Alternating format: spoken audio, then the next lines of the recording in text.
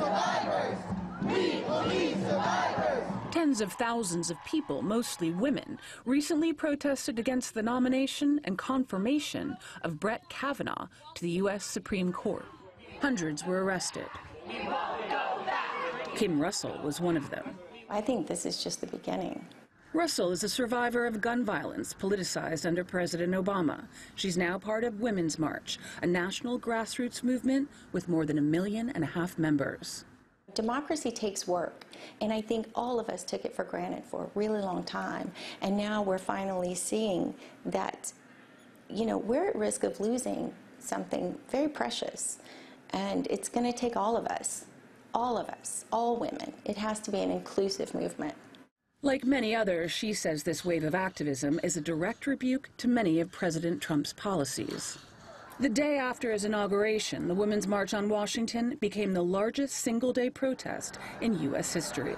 Community activism has also taken root. Now, smaller groups like this one, mad enough to act, in a suburb of Northern Virginia, meet around the country. They hope to motivate voters to head to the polls. I think doing nothing increases anxiety. You have a camaraderie of like, okay, yeah, we're all feeling the same way. We're not crazy. We hear the Republicans calling activists outside the Supreme Court hearings an angry mob. But it looks like a nice group of women who get together on a Thursday night and write postcards. For me personally, and I think I can speak for everybody here, we have incredible men who are our partners.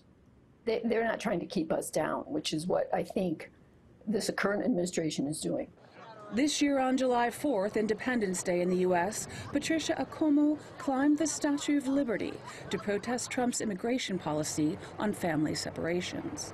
The U.S. government called it a dangerous stunt. How long did it take you to get up there? I'm a fast climber. You're a fast climber? Yes. Were you scared? No, not at all. A naturalized U.S. citizen who immigrated from the Democratic Republic of Congo, she calls the statue Lady Liberty. The Trump administration was just insulting the symbolism of this statue. I was offended. Her dress and headband say, "I care, why don't you?"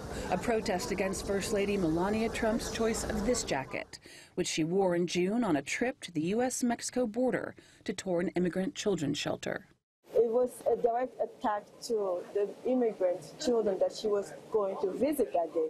Akumu is set to stand trial for trespassing and other charges in December.